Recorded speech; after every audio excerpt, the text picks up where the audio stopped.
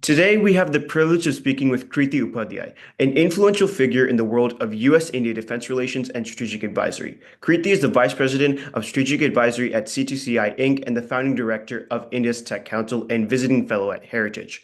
With her extensive experience in the intersection of technology policy and defense collaboration, Kriti has become a leading voice in fostering stronger ties between the U.S. and India. We are excited to dive in to see her insights on these broader geopolitical dynamics that shape these vital partnerships. Thank you for joining us today. Thanks for having me here, Kara. Your career spans multiple areas, policy, defense, and technology. What first, inspired you to explore these interconnected fields, and how important do you think they are in the geopolitical context? So I get asked this question quite a lot, and I'm going to give you. We have this term in military called mission creep.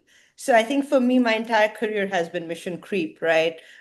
Nobody, at least when I was a kid, I didn't think I'm going to be doing U.S. India defense technology, right?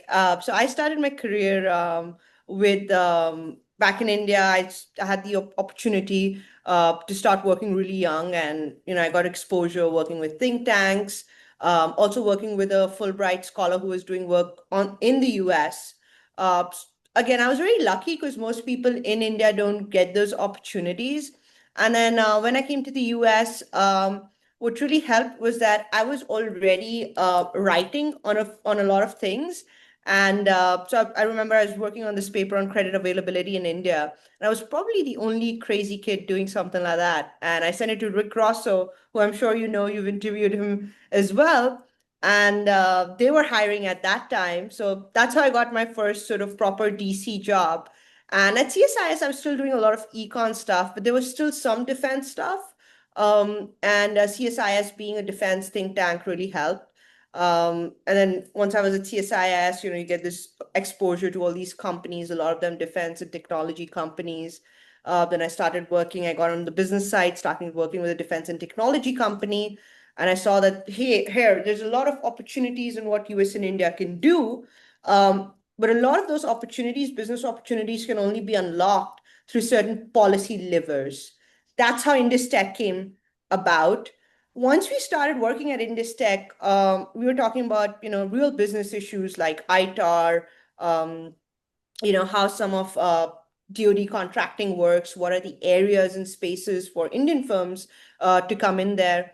And, a lot of startups, companies started gravitating towards us. That's how I got into, the sort of pure play from just defense tech to defense ecosystem. So it's been mission creep, and I think I've been very lucky to get the exposure to work with companies, investors, startups, tier three suppliers, as well as some conglomerates like Adani's. Yeah, that's great. The United States and India have deepened their defense ties, obviously, in recent years. What do you think are the key opportunities for these two countries to advance their defense cooperation, especially, in the changes with the geopolitical challenges and the recent India-Pakistan conflict? Yeah, no, I think defense has been the one area we've had the most amount of success. I think a lot of people don't really sort of appreciate the history and the arc that the US-India relationship has had, right? If you just look about 2 decades back, Kirav, there were literal sanctions against India. For sure, yeah. Yeah. Defense trade, there was nothing. There was literally nothing. I think the only defense trade that happened was maybe sometime in the 70s and 80s. There was some radars, uh, minuscule, right? Few $1 million or something. And today we are looking at. I'll just give you an example. Today we are looking at when you look at India's maritime suite, eh, most of it is American. For PHI sure, yeah. PATI is American, maritime patrol transport aircrafts, all American, the CJ-130s, C-17s. And in fact, the Globemasters and the PATIs, India is the largest operator of those two platforms outside of the United States.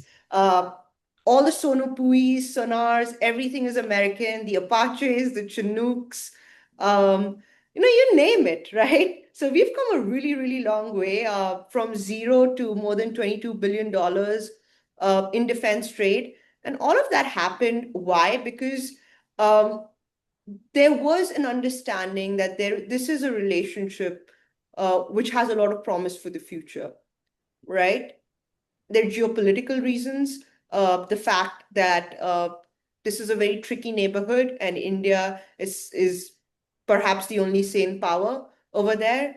There is also the fact that we are really aligned when it comes to moral values, and America. Americans and American policymakers do believe that a strong India is a great bulwark for the US and for the world globally. And there are also commercial reasons, right? Today, if you see, most of India has just started exporting defense equipment, and the largest exporter is actually the US. Because I'm sure we're not exporting big platforms and stuff, but these are parts, components that really enable the supply chain. So I think if I could just sum it up in one line, I would say that if US has the innovation, the tech, India really has the scale, and that scale is a relationship that we're looking at here. So, this is a relationship sort of bound in trust, and this real opportunity for the future, where even if US companies and US defense ecosystem wants to go forward, it does need friends like India. Yeah, exactly. I remember reading that in the 90s when India was testing its nuclear weapons, and during that entire time period, US would often put sanctions, and now, like 20, 30 years later, there's been such a big difference. A couple of months ago, Prime Minister Modi visited President Trump in DC, where they specifically discussed the purchase of the F-35 fighter jets, and I believe Vice President JD Vance also mentioned it in his speech in Jaipur a couple of weeks ago. Do you think that what are the recent developments regarding this deal, and do you think that this will impact the broader strategic partnership between the United States and India? So I've also done a piece on this. So if your folks are interested in reading that and diving a little bit deeper, that's on the Heritage website on F-35. So I'll give you some context. I don't know if you or your viewers are interested in it, but For so sure. India's been trying to get a fifth generation aircraft for some time now. Um, India has its own plan. So it has the AMCA, which is its own program to develop a fifth generation aircraft. However, um, even if all goes well, that would be service ready at the earliest within a decade, right? And you can't really wait that long because the operational needs are now. The services needed these things yesterday. Now, the Russians have offered the Su-57, and the Americans have offered F-35, which came as a surprise because, Indians have always said that Americans don't offer technology. And for the longest time, America was only offering F-16 and the F-21. And the F-21 was a little bit tricky for the Indians because US has already supplied F-16 to Pakistan. So the Indian position was that, hey, the F-16 is very close to F-21, and we don't want to operate a platform that, our adversary is also operating, and we have intimate knowledge about its inner workings, giving, sort of a disadvantage in an operational setting. So that's sort of the history of it. It came as a surprise to everybody, right? The F-35 offer. If I compare both the platforms, F-35 any day, right? And I'll Right. tell you why. Not just based on specifications to any day F-35 uh, is much better than Su-57, but it's also the Indian services really place a lot of value on operational history. And the F-35, both Su-57 and F-35 are new platforms, but the F-35 definitely has a more robust operational history. Most NATO countries have bought it, are using it. It's been serviced for longer. It's been used in various theaters. Su is only being used by the Russians at most. Only had some exposure within this Ukraine-Russia war that has taken place. So I think F-35 is probably the best platform if we're just comparing the both. For India personally, I think this is a moment of reckoning. I think India must pursue the AMCA, but while it works towards that, there will be a stopgap option. So For that, I think in F-35 would probably be the better contender. Now, how that works out, whether they buy it, they lease it, what really happens, I think only time will tell because F-35 is very expensive. There are bigger issues of interoperability. So we'll see how this unravels. Yeah, definitely. As a final question, looking to the future, as these defense systems become increasingly reliant on technology, what do you think are the most critical steps that both established and emerging powers need to take to foster stronger, more resilient international collaborations in defense technology or in other high-tech fields? So you're saying what governments can do, right? Yeah, governments. So I think what governments can do best is just create an enabling environment, right? I think that's all that governments should do and stop there. So create a great ecosystem which enables the private sector to do what private sector does best. So an enabling environment for startups, for tier two, tier three guys to really be part of that ecosystem. Because I think the less the governments do is always better. So, the most that they can do to support, say, funding.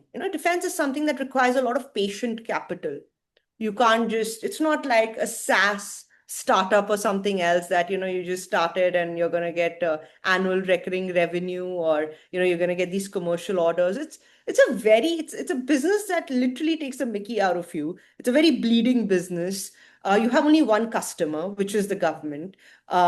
It's not easy going through that whole procurement cycle anywhere, not in India, not in the US. So, as much as you can ensure that funding, a more smooth process towards procurement and signaling, I think that's the best that the governments can do is signaling the demand for what is really required, right? What is the Right. war, what is it that the war fighter needs? If they can signal that, I think the industry knows what it has to do and it'll pick up those signals and, work within that ecosystem. No, thank you. I definitely learned a lot about defense relations and how important it is that India and the United States cooperate more in it, and the fact that there is a lot that's under the table that's not necessarily out there in the media that is not reported on. So thank you for that. Great. Thanks, Kara.